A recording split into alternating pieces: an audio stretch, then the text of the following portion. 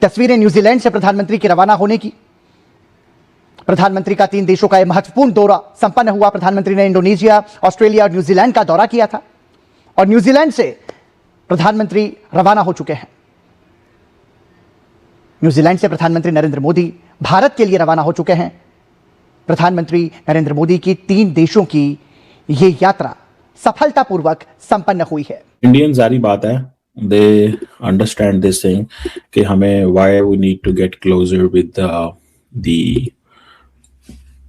Australia, New Zealand, ये पूरे block को समझते हैं कि ये इनके करीब होना इस वक्त उनको बहुत जरूरी है। बहरहाल that's a separate question, लेकिन for me the interesting part was कि वो जो ऑस्ट्रेलियंस हैं उनके साथ साथ न्यूजीलैंड ने भी इस चीज को कहा जी हमें एयरपोर्ट पे जाना चाहिए। भारत के पास इंजीनियर्स हैं, हमारे पास टैलेंट है, अगर दोनों को इकट्ठा कर दें हम एआई कैपेबिलिटीज को चाइना के हेमिस्फीयर से बाहर निकालकर हम बिल्ड कर सकते हैं। इसलिए क्वांटम कंप्यूटिंग हमने वहां पे ऑस्ट्रेलिया के साथ एग्रीमेंट कर लिया। एंड क्वांटम हर चीज को वो चेंज कर देगा। उससे होगा क्या, जो एनक्रिप्शन है, इंटेलिजेंस की गैदरिंग है, नेवल वॉरफेयर है, ये सारे काम ऑस्ट्रेलिया के साथ मिलकर हम कर सकते हैं। कोई नई विजिट नहीं है, ये तो आपको मानना पड़ेगा। ये कोई पहली विजिट भी नहीं है, दूसरी बात माननी पड़ेगी। ये कोई एबनॉर्मल विजिट भी नहीं है।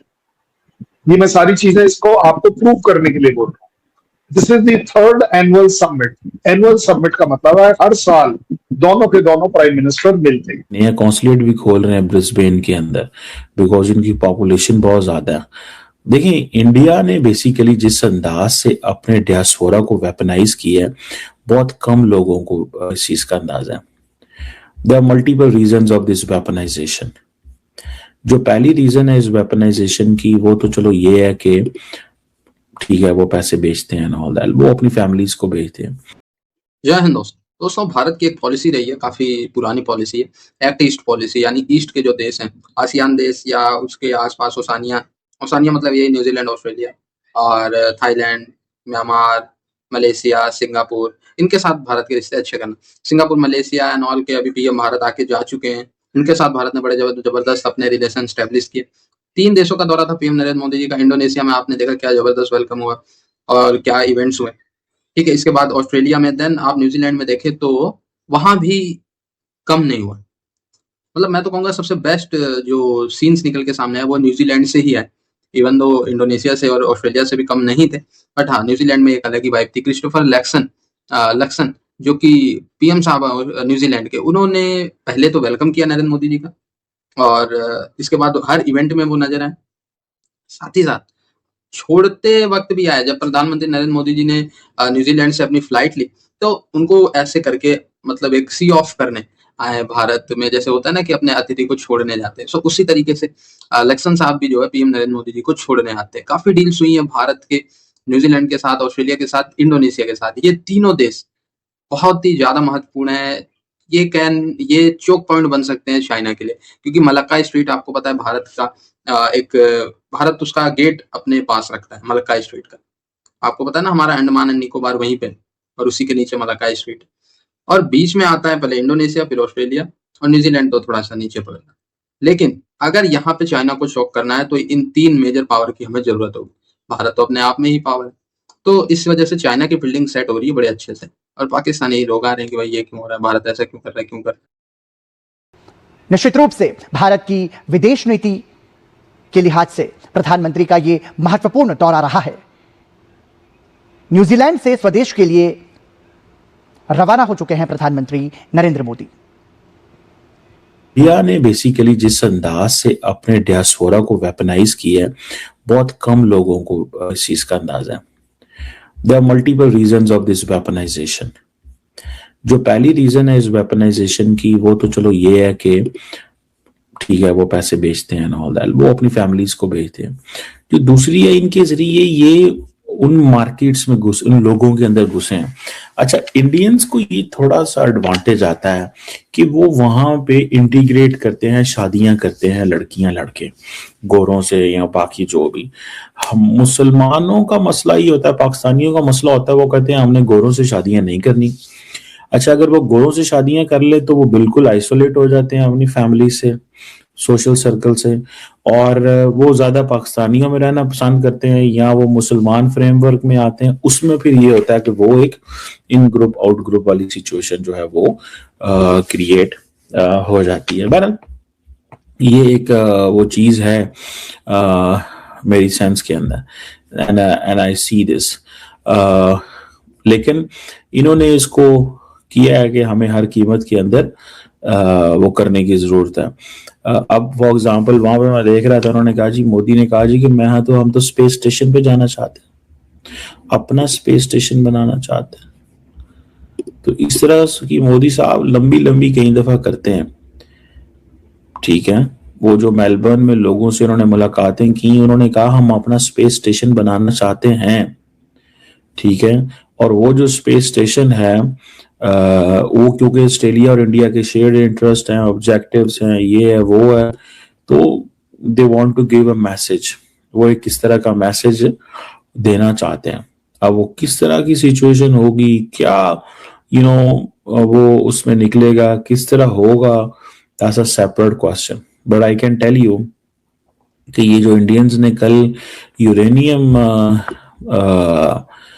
का वो किया है, ठीक है, ये उसको उन्होंने ये एक इम्पॉर्टेंट डील की है, टू बी ऑनेस्ट, अगर इसको सही मानों में देखा जाए।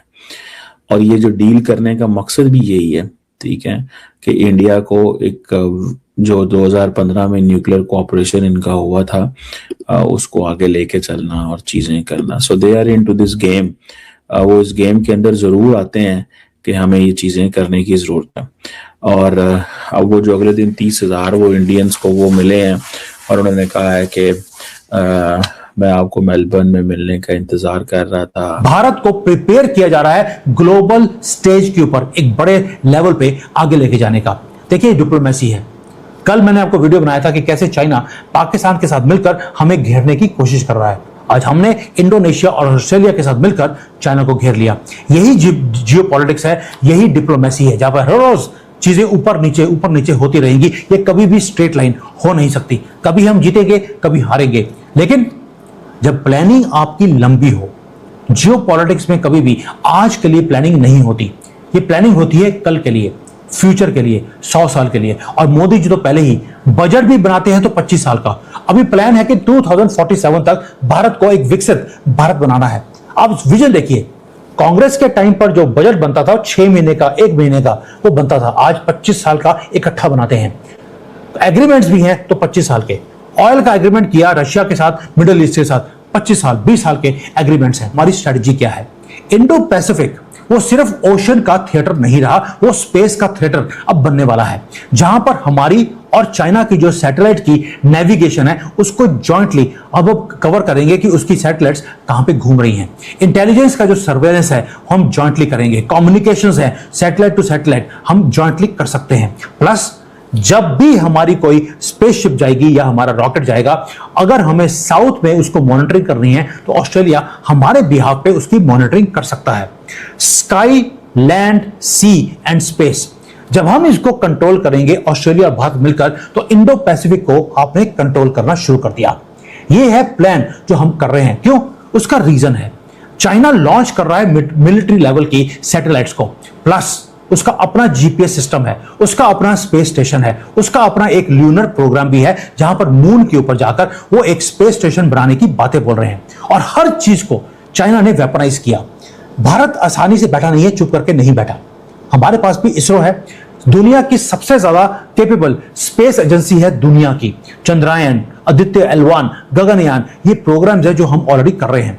ह्यूमन स्पेस फ्लाइट की हम बातें बोल रहे हैं। इसलिए जो रियल कैपेबिलिटी है वो सिर्फ मिलिट्री की नहीं है, क्योंकि हम लोग एक और भी है, हम एक डिफेंस स्पेस एजेंसी हमने क्रिएट कर लिया, जहां पर स्पेस कमांड स्ट्रक्चर हमने क्रिएट किया है। इसलिए बोल रहा हूं क्योंकि इंडियन मीडिया पता नहीं कौन सी दुनिया में रहते हैं। चाइना का जो पूरा स्पेस की जो मोनोपोली है उसको आपने उड़ा के रख दिया विद ऑस्ट्रेलिया, और हमारा मीडिया बात ही नहीं कर रहा। अब बिगर पिक्चर देखिए, बिगर पिक्चर क्या है, इस सब चीजों को अलग अलग बता दिया। अब थोड़ा इकट्ठा करके देखिए। साबांग पोर्ट और ब्रह्मोस, ये हमारा मिलिट्री का एक स्ट्रक्चर खड़ा किया है मलक्का स्ट्रेट के ऊपर। ऑस्ट्रेलिया में यूरेनियम है तो वो हमारा एनर्जी सिक्योरिटी प्ले हो गया, जहां पर हमें फ्यूल चाहिए, ताकि हम अपना न्यूक्लियर मिसाइल्स या न्यूक्लियर का एनर्जी प्रोग्राम हम चला सके। इंडोनेशिया है तो वहां पे क्रिटिकल मिनरल्स का एग्रीमेंट कर लिया। ये हमारी इकोनॉमी को आगे लेके जाएगा, क्योंकि हमने काउंटर किया चाइना का रेयर अर्थ की मोनोपोली को तोड़ के रख दिया। जो पैक्ट्स है वो साइबर स्पेस, एआई, क्वांटम, ये सारा अलायंस, ये वो है जिसके ऊपर कोई भी अटेंशन नहीं दिया।